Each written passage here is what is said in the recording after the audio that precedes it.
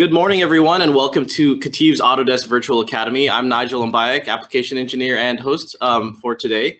I'm joined today by Javier Chavez, one of our senior application engineers on the team. How's it going, Jav? Good. Hey, everybody. Hey, yeah, you might recognize Jav. He's been on here a couple of times. Probably Jav's, I don't know, half a dozen, maybe a dozen now almost. At least. So I've been here a good, 13 plus years. So I've been on a few webcasts. Just on a few. Yeah. Certainly. All right. So today we're going to be going over Nastran In-CAD. And for those of you who don't know what that is already, just give you a little lowdown on it. So Nastran In-CAD's an finite element analysis software that Autodesk had acquired a couple of years ago and then embedded it into CAD softwares like Inventor and SolidWorks. I'm sure Jav will go over a little bit of the particulars about that shortly. But did I miss anything? Pretty much that's the gist of it, right? Yeah. And I think what you can expect from this session is that it's not necessarily like a step-by-step, tutorial on how to use it. So keep that in mind. There's only so much we can cover in this session. We basically want to show you how you can access it, some simple steps, some basic workflows to use it. Obviously, if you need more than that, there's some resources, and we'll talk about those. Yeah, certainly. Yeah. We do have a training class coming in a couple of weeks. It's about a month from now too. So if Nastran In-CAD is something you want to learn or your colleagues want to learn, definitely let us know. We can kind of help you get in the right direction for that. So if we want to continue to the next slide here, Jav. Sure. So let's talk about our objectives for today, right? We want to make sure that you guys know why we're talking about this now, and maybe give you some examples of simulations that you can do, far beyond what you can do with just regular inventors. So we want to give you some of those and show you some ways to get started. Yep. So with that said, let's talk a little bit about why, right? And so the first thing I think we can talk about is the low cost, and using some of these FEA tools. One of the challenges is cost, and it's a separate tool, and you got hardware issues, and so with that said, I mean, this tool is now included in the collections. So if you have a product design and manufacturing collection available to you, then you already have this tool. You just have to download it and install it, and certainly if you need help, we can help you download it, get it installed and up and running. Definitely, it's a lot different than before, where something like a alternative simulation software, things like ANSYS, traditionally are in the entry point of the thousands of dollars. Yep. Even Nastran was thousands of dollars before they included in the collection. So definitely now you don't have to worry about that added cost, and it's just like, hey, I have my CAD tools, and conveniently included in that package is a simulation tool that I can use. Yeah, really awesome. And so one of the other benefits is the fact that it's embedded in your CAD tool, so you don't have to leave the design process. I mean, it could even be a thought while you're working on the design. What if I do this? And you can quickly change to that and test it and see if it passes some of your requirements, and you can go on and decide whether to keep that change or not. So we'll talk about some more benefits on top of that in just a moment. And obviously you get some advanced capabilities. So some things you just couldn't do before, things that are in the nonlinear range when it comes to materials or forces, and even goes beyond that. So we'll take a look at that in just a moment as well. But one of the big things is the solver itself is a trusted name in that community. So it has its roots in NASA. So again, very well trusted in the simulation community, and I think if you ask people, about Nastran, they'll recognize it right away. So with that said, let's go ahead and dive a little bit deeper as to the reasons you might benefit from CAD embedded analysis, right? So if you look at this chart, we have time on the bottom line there, and as time goes by and we go from conceptualization to design to eventually testing and eventually actually manufacturing this, the cost goes up in terms of making changes and making corrections, and our ability to influence the design, right? Once it's out the door, we're just fixing things. We're creating band-aids for things. So if we do this early in the design process, obviously we can reap the benefits of capturing so these changes early in the process, right? So best time to simulate is in that design process. And the fact that it's embedded in the tool just should enable that, right? So that's one of those things we want to make sure we get through to you guys. So another thing we want to talk about are the capabilities. And when you're doing a simulation or you're working on a product, you have to ask yourself a couple questions, right? Do you use various materials? Do you require, various connectors or bolts, welds? Does your product shake or get dropped? Those are some of the things you might want to ask yourself. And if we keep going down the list, there's quite a few more. How does temperature affect your design? Do you have moving components or parts within your design?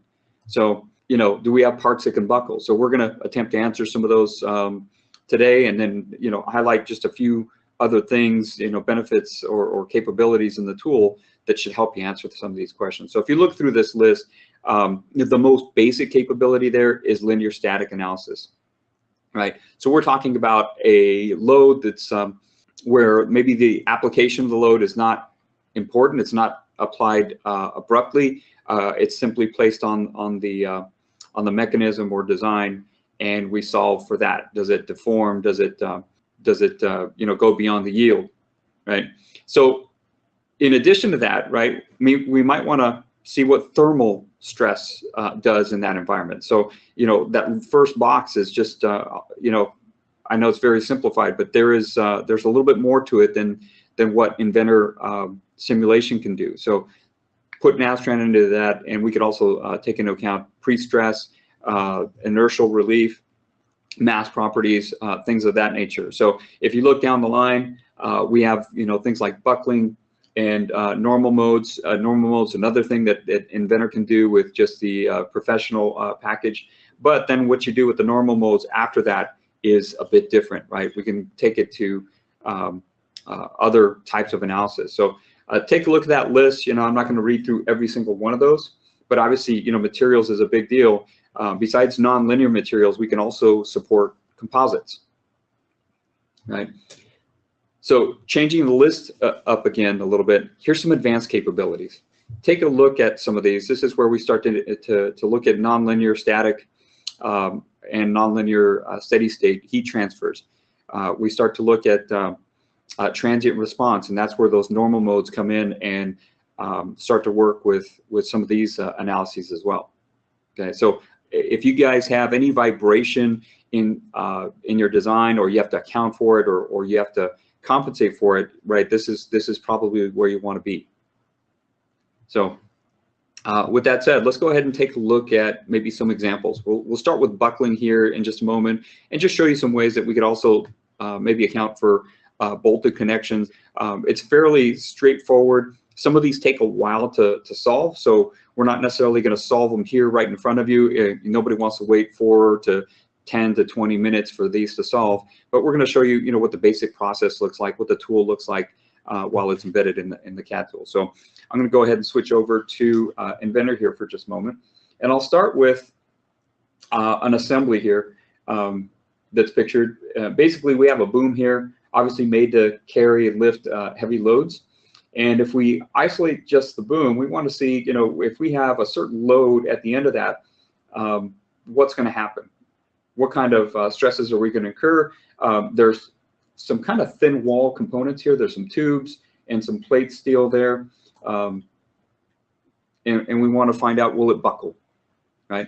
So with that said, we can get into this environment. You can see it's right here. We just have to switch gears a little bit. There's the stress analysis that comes with Inventor Pro. We're not looking at that anymore. We're looking at Autodesk Nastran. So while we're in here, there's information. If you've done any stress analysis in Inventor Pro and some of the loads or constraints are similar, then we can go up here and import some of those loads or constraints from that analysis. So we don't have to start over and start from scratch.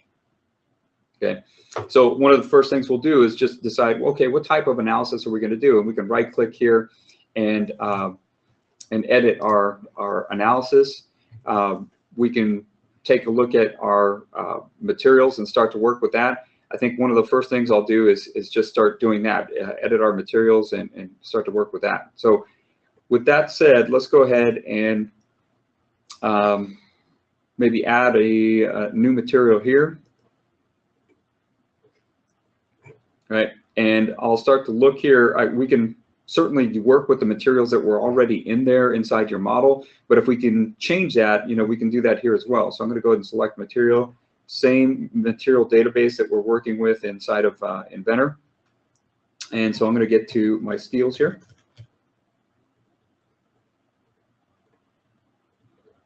And get to a steel mild. Okay. And from here, right, we can go ahead and apply this to the model itself. And so we can go ahead and pick components, or apply these to the different solids that are here, right?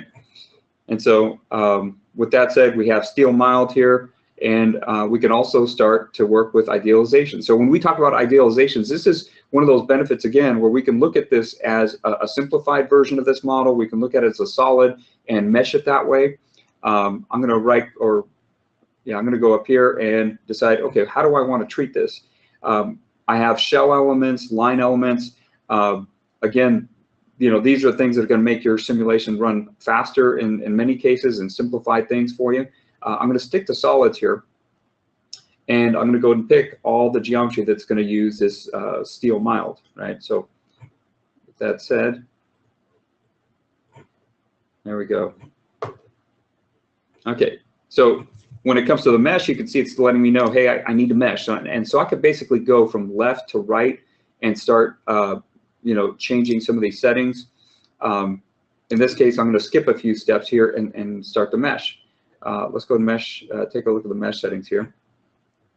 And obviously, if I need to go back and control the mesh a little bit differently, maybe make it a little bit finer or more coarse in different areas, I can come back and do that. This is kind of a global setting. So I'm going to go ahead and type in 20 millimeters here, and I'm going to have this generate the mesh. Okay. And if you notice, this is an assembly, so I'm working with multiple components here. There we go, we're back. I'm working with multiple components, and I almost overlooked this, but I started to look at this, and I've got multiple components. I have to decide, how do these components interact with each other? And so one of the things I can do is I can manually decide, okay, what kind of contact do these have? Is it bonded? Is it sliding? And determine how these interact with each other. This is already preset to be bonded. So if I use automatic contacts, anything within a certain range, proximity range, will get applied as maybe that bonded type of contact. So everything I do starts to show up here. And in fact, I think I'm going to need to remesh here. So I'm going to go ahead and generate the mesh one more time because I just added those bonded contacts. We'll go ahead and allow it to do that. So now we got to get to our loads and constraints. So I could do this from the browser tree. I can do this from up top here, but I'm going to go ahead and start with my constraints. And on this end, I'm going to go ahead and fix this. So this plate is fixed to another component here, and I'm going to basically fix it so it does not move in any direction, and I take away all degrees of freedom. Okay, so I'm going to get just a visual here, and I've got some visual indicators indicating that I've got a constraint there. Okay, on the other end here, I'm going to do something similar, and I'm going to add a load this time. Okay, so I'm just picking this face, and you can see I can tell, well, what kind of load is this? And this is where I can get into the different types of loads, whether it's a body temperature or a temperature here, initial temperature if I'm doing something that's transient. But again, it's as simple as that. We're creating loads. It doesn't matter whether they're force loads or thermal loads. This is where we add them. If I go to advanced options, some customers have asked, and people in training have asked, okay, what if the load varies over time? It's obviously not going to be linear static. I might need to change my simulation here. But here's some options where we can vary through a chart that load, and we can do it for other things as well, not just loads. We can do it for some of the temperature loads and vary them over time. We could typically make that go up and down and cycle up and down as necessary. So with that said, I'm going to leave it as force, and I'm going to go ahead and put this in the negative z direction as negative 15 newtons there. Okay. So again, I want to get a visual on that, so I'm going to go ahead and to show me some arrows there, just to confirm that, you know, these are all going in the right direction. Okay, and we're good to go. Okay, so there's another area here where we have a pin that goes through here. So we don't have the pin, and it doesn't necessarily make sense to model it when we can add other types of geometry. So as I scroll down here, one of the things we talked about doing is adding, you know, fasteners. So right click here, and I can go ahead and add new connectors. That's one of the options I don't see at the top. But right here, I can decide, well, what is this? Is this a bolt, right? And from here, I can go ahead and tell it it's a bolt, whether it's got a bolt and a nut on the other end, or it's tapped into the material itself. I define the bolt diameter, the washer height or size, just so we can see some overlap eventually over that hole, right? And I can preload this. So that's another thing people ask about in training, because that affects your results, right? You can stiffen things up quite a bit, or stress things, you know, early on in the process just by adding a preload here. So for us, right, this is going to be something different. We're going to go ahead and make it a rod. Okay, and so with the rod here, we're going to go ahead and select. Let's see, we're going to go ahead and select a different way to choose this. There we go. So there's endpoint.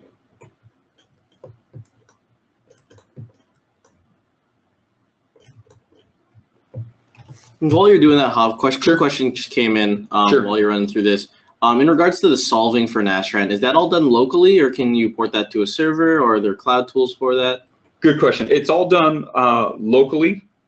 That I know of, there's no cloud options like there was in, you know, some of the other tools that we had talked about. So you do have to have, you know, a machine that's maybe a little bit more robust. Mm-hmm. And when I was talking to some gentlemen from Autodesk, they had mentioned that there were some plans to move in the future to go to cloud in regards to running the solver, but not necessarily use like something like a server farm to be able to do some of these calculations for you. Okay, so with that said, you know, at this point, you know, we can go ahead and run this. You know, obviously, if we run this, we're just getting the linear static, and at some point, we're going to want to go ahead and change this. So I've got a version of this that's been solved already. We don't want to wait the 4 or 5 minutes for that, and we certainly don't want to wait a little bit longer for the buckling portion of it. But I'll go ahead and show you that here. And so, you know, here's the same model. I'm just going to get to that Nastran environment. Yeah. Okay, so let's go to the first analysis, right? We did a linear static analysis. Let's go and take a quick look at that. Okay, so, you know, same loads, same constraints. However, this has already been run. So we're just going to want to take a look at the results. So down towards the bottom here, we'll see results that are unique maybe to the model. Let's go ahead and change here. There we go.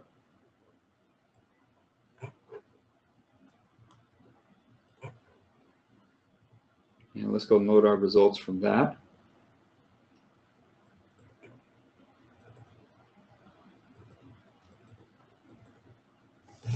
All right, let's see here. We got a couple more questions. Is Nastran In-CAD multi-threading?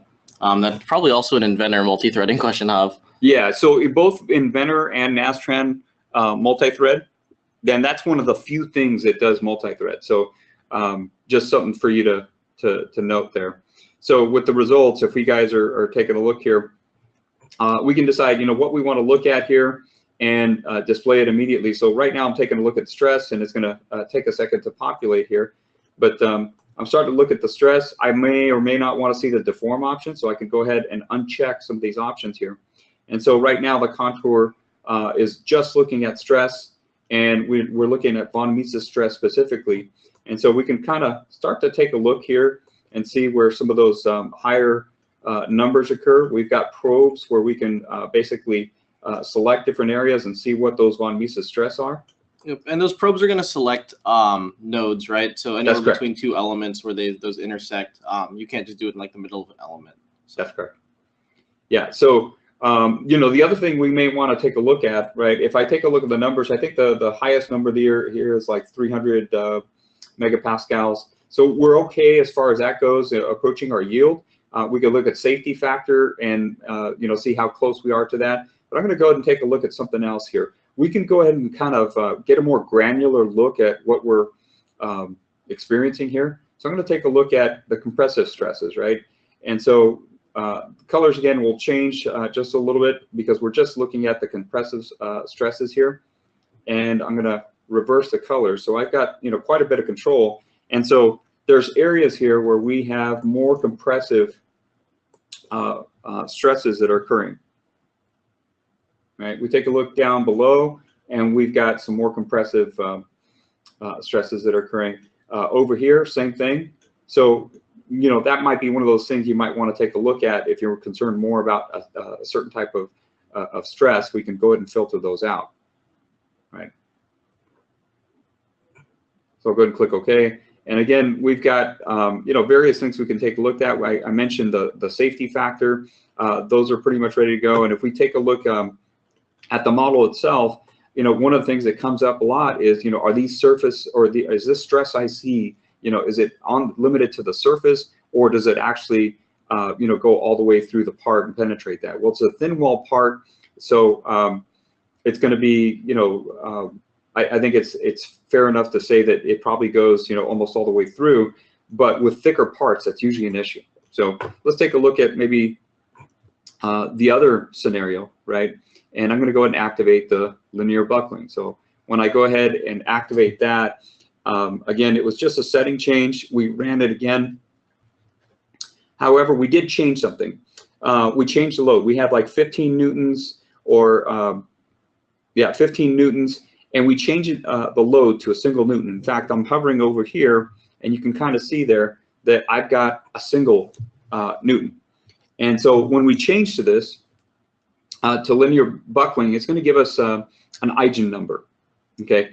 And what we're looking at with that number, it's a factor. We want to find out, okay, when's it going to start to buckle? And we can ask for it to give us, you know, a few modes, different modes, kind of like natural frequency modes, where it's going to buckle. So again, we're going to go ahead and load those results as well.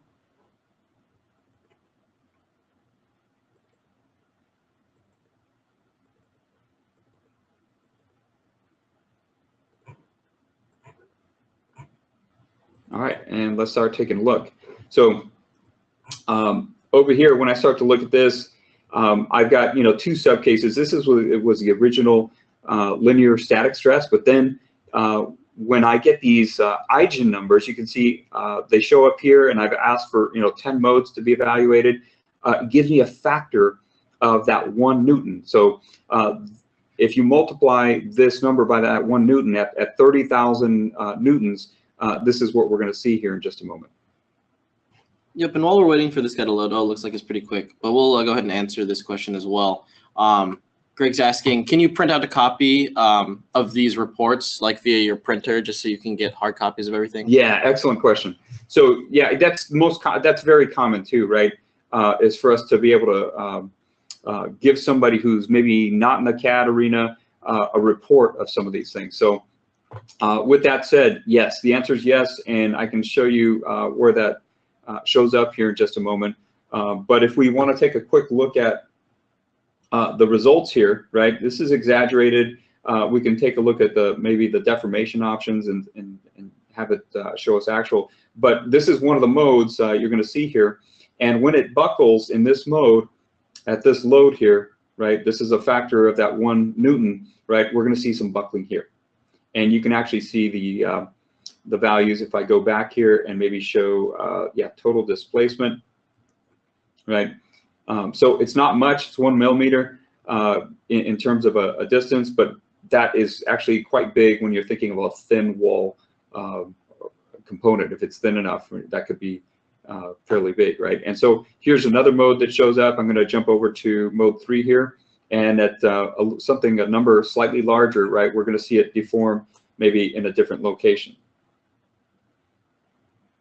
Okay, so this is pretty high, 30,000 newtons. You know, it certainly exceeds our load that we're going to put on there. Where I was thinking, you know, 1,500 to maybe 50 to 20 newtons maybe with this, and this is, you know, starting to buckle here at, I think, 30,000. That's what this shows here.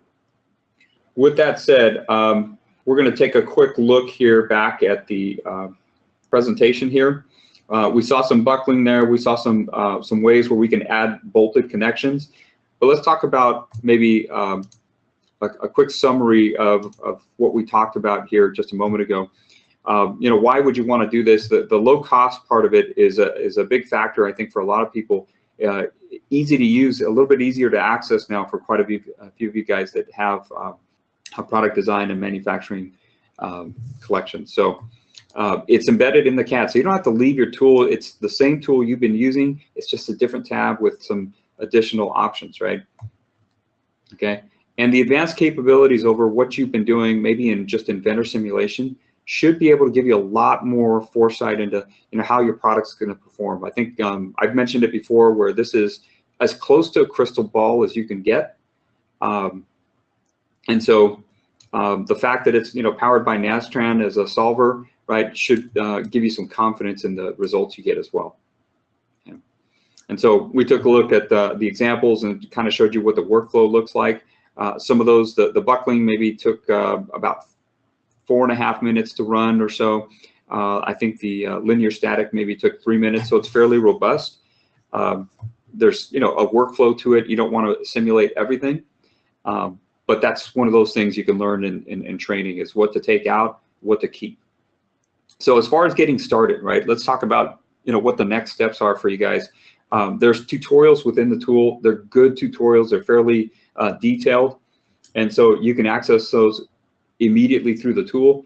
Another really good resource is the simulation community. So if you go to simhub.autodesk.com, you can access, there's another subpage there for TV, SimTV, but there's a lot of resources there, not just on Nastran, but all the simulation offerings. Okay, there's discussion boards to ask questions and connect with, like, some of the Autodesk people that are involved in the simulation tools. So, and then last but not least, you know, we have training coming up September 18th and 19th, and you can sign up for that online, or you can give us a call, but that is coming up fairly soon. And it's a 2-day training event here on site, and obviously if you're out of you know, out of the range of our office, we do it online as well, so it's available online as well. Right. So I think there's probably some more questions. I'm going to go ahead and open it up, Nigel, to there's a considerable amount of questions. Any restrictions against using English units? Not that I know of. No, I think you'd probably need to give us maybe a little bit more information of what you might be referring to, but you can certainly mix units. You can create your own unit set and have, you know, millimeters, something metric for a length unit, and have a different unit for, like, a force Or your output. Yeah, same. Yeah, it's pretty easy. You can just change everything up. It's pretty configurable in that sense. Nastran's really aware in that case. Same thing in Inventor, right? If you have your Inventor set up to inches and feet, when you're typing in your dimensioning, if you just type in the number and then for millimeters, it'll convert that.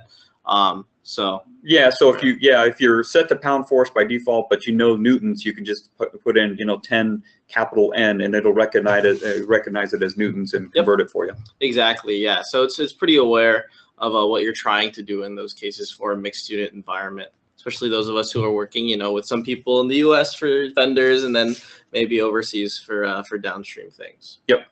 Can Inventor be used while the solver is running? Ooh.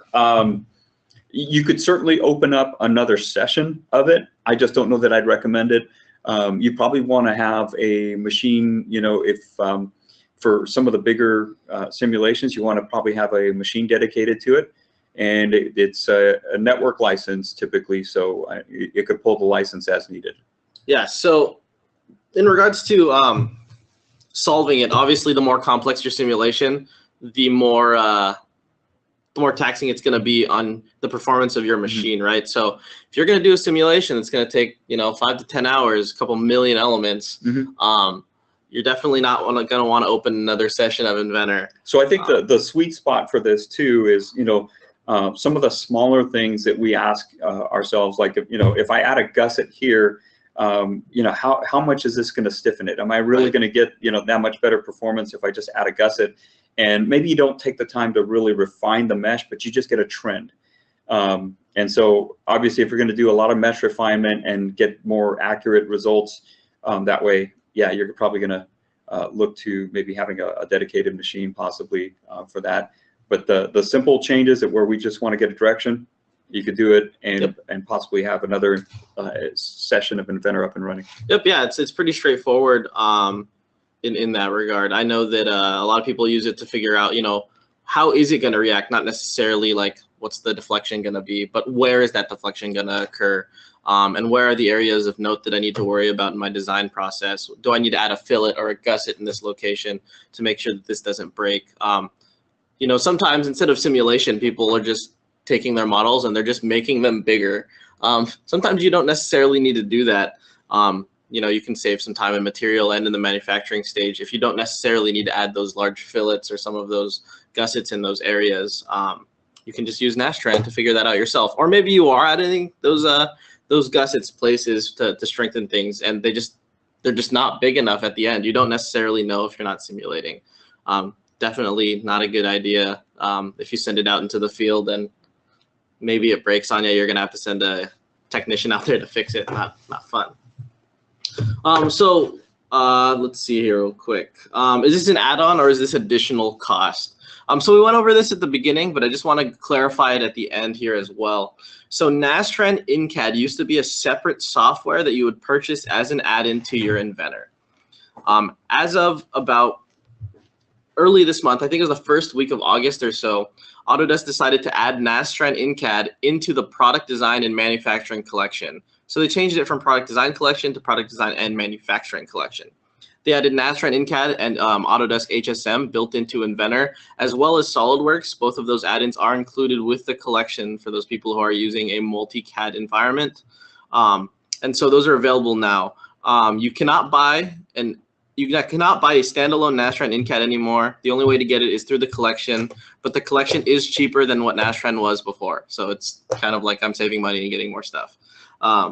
So that's one thing. If you need questions on how to access that, definitely call our Lifeline team or send us an email, and we can figure out whether or not you have access. A lot of people are very confused as to whether they have a suite or a collection or just Inventor, and we can kind of clarify that for you based on your account if you have any questions. Yeah, and I think Michael had a question. Can you do nonlinear buckling when yield is exceeded? And I think I remember another customer having a similar question. At the moment, I don't think we knew the answer. This is a while back. But if I remember correctly, the answer is yes. You can certainly do nonlinear buckling and find out what happens after it buckles. Get an idea as to what happens after it buckles. Obviously, it's an approximation. It's as to what happens after that. But the answer is yes. Yeah, and Greg, for that question, can you clarify that a little bit? That's one thing. Just before I answer that one. And then another another question from Michael. Can you add custom material properties for nonlinear analysis? Yes, the answer is absolutely yes. Yep. In fact, there's the basic material library that is inside of Inventor that you can use, but Nastran also has another library that you can load up. And so that's the kind of cool thing is you can create your own libraries of these materials, so you don't have to create them over and over again and save them on a server or somewhere where you can, everybody can access them and not have to recreate them. Certainly, yeah. So if you need to know how to load custom materials, it is grabbing from the Inventor material library too. So we do have an AVA on how to use that library and kind of manipulate it, add your own things. So if you're interested in that, let us know or go ahead and look that up on our YouTube channel. Just materials library Inventor. You'll be able to find that particular video. All of those materials do carry over to Nastran. You can honestly make whatever you want, really, in terms of material. If you know what your material properties are for that particular material. Yep. Greg, let me go ahead and reach out to you offline about that. I'll go ahead and shoot you an email after this webcast, and we can kind of figure out exactly what you need, and we'll go through that as well. All right, I'll give everybody about 30 more seconds to go ahead and post any more questions that you do have. And while I do that, I'll go ahead and make a couple of announcements. So next week, we do have another AVA. That's pretty normal, right? We do have these things every week. And so next week's AVA is going to be on Autodesk factory assets. So factory assets and how to use those with Vault. So it's really cool. I just saw Hov's eyes light up. And he's like, am I doing that? No, it's actually going to be Jorge Fernandez doing that for us. And the way you set up factory assets in the factory assets library, while you're using Vault, there is a bit of setup in regards to doing that. It's not as easy as just loading the files into your Vault, checking them out, and using them that way. And Jorge is going to kind of go over that setup, how that works, and he'll give everybody, a little bit of a lowdown on how factory works, why you're going to want to use it for your layouts and stuff, and some other use cases for it. So some pretty awesome stuff. Also, next Friday, we do have a Fusion Fridays, right? So Autodesk Fusion 360, we do webcasts for those once a month. So next Friday, we're going to have a webcast all about shape optimization, which is something that Nastran also does. And so, you can kind of apply loads to a particular shape and figure out what areas you need to keep and what, areas of material you can get rid of, kind of help you lighten some of your assemblies and parts. So really cool. Let's see here. Can you simulate hydrostatic forces? Yes, and so the answer is yes. And so hydrostatic forces, if you guys remember, I was taking a look at maybe the forces, and there was an advanced tab, and there's a place where you can have a variable load. So obviously, as the hydrostatic forces change depending on something, typically, the elevation, that's when I think of it. Think of a water tank. At the top, the pressure on the walls is not as high as it is, as you get towards the bottom. So yes, absolutely. You just get to specify that however you want, as a chart or as a table, and specify what those forces do as the elevation changes or parameter changes. Yep. So again, Hav, thanks again for being here today. If anyone has any questions, definitely give us a call or shoot us an email. The email is on the screen. Or just go ahead and comment on one of the YouTube videos, and we'll be able to get back to you about that. Obviously, we couldn't cover everything in Nastran today. There's like 20 different analysis types in there. Yes. And we can't go over everything. But if there's something in particular you want to go over in one of these webcasts, or you want us to spend some time with you and your colleagues to kind of explain how something works, definitely reach out to us and let us know. We're more than happy to spend some time with you and see if Nastran can possibly be a solution for your solution need or simulation needs, I guess. So with that, thank you everyone for being here today. Thanks, Hav, and we'll see you next week. Thanks, and have a great weekend.